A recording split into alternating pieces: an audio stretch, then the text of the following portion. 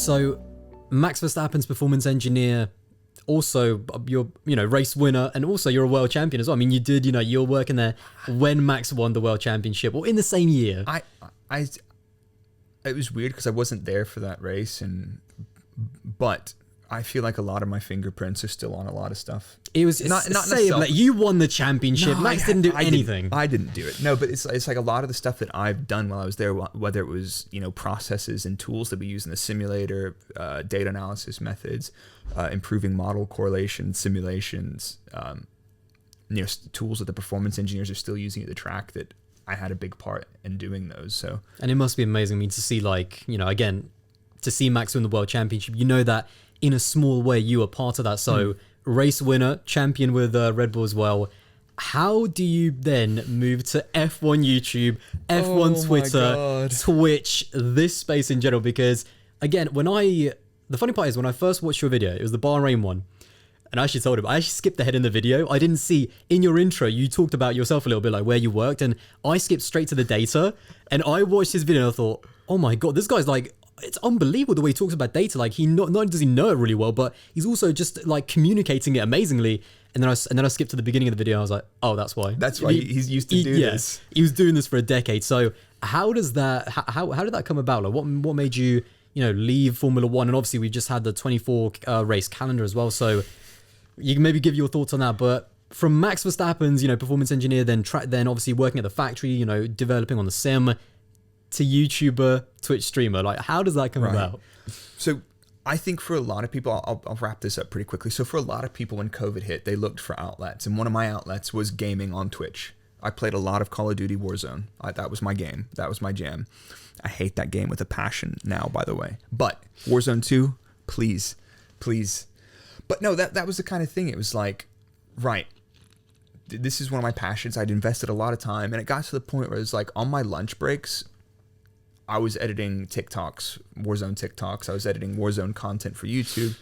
And I didn't really integrate too much of me as a professional into my streams. Like people knew that I worked in Formula One, but it wasn't like I wasn't talking about it because I didn't feel correct talking about stuff, which is some of it was sensitive. And you got to be careful with Red Bull, a top team championship battle as well. That just even adds more. You don't want to talk about stuff like that could get out in the press. So I kept that for the most part to myself. People that I knew well, they knew. It's like, oh, Blake works at Red Bull. Fine. To be fair, it was the same when I was at uni and I was doing YouTube for in my final year of uni, I was obviously doing YouTube just on the side. And they I never actually talked about it, but some of them knew, obviously. Yeah, exactly. You keep it to yourself. And that's what I did. And it's like, I'd go work on, I'd stream in the evenings after work a couple of days a week, maybe once on the weekend. During my lunch breaks, I'd be editing short form content because that's the way to grow on streaming services is make content elsewhere. And then I was like, you know what? This is going pretty well. I had a good community. I had quite a bit of support. And it was like, could almost carry me over. So I was like, you know what? I've been doing this back at the factory for 4 years now. I'm not on the steep end of the learning curve, and I thrive in the sink or swim environment. It's like pressure, and it can be too much pressure, but it wasn't. It was like, I want this challenge, So I decided, like, you know what? I've been doing a bit of the same. There's not much scope for me to change what I'm doing in the meantime. And I'm kind of excited about this gaming content creation space, which is kind of weird going from Formula One engineer to gaming content creator. Because it's not a natural career path, it must be said. A lot of people, I did a video talking about it, which blew up. And a lot of people said, that's the stupidest thing I've ever done. I was like, well, you've never tried anything hard in your life.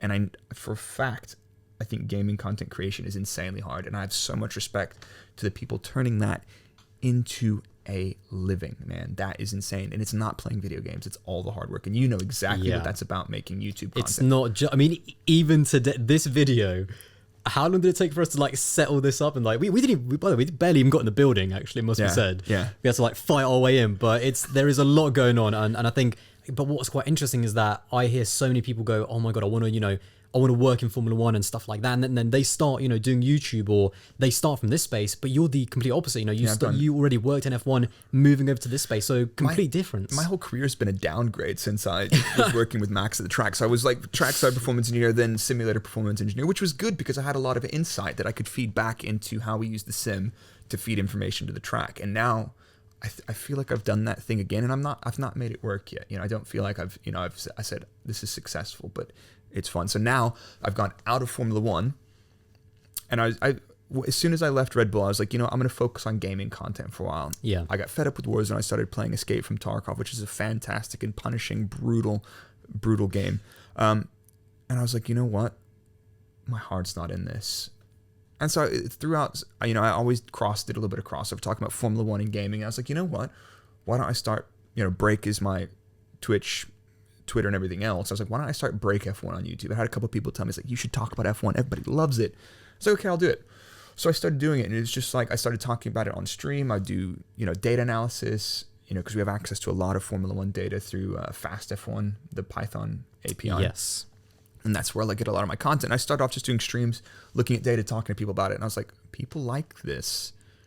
Weirdos like me. Yeah, Aldous skips the intro, goes straight to the meat. Yeah, I'm that fraud. Yeah. I skipped the intro, I went straight to the meat. I was like, I want data. I want to be fed. Yeah. So, and that started resonating. I was like, okay, cool.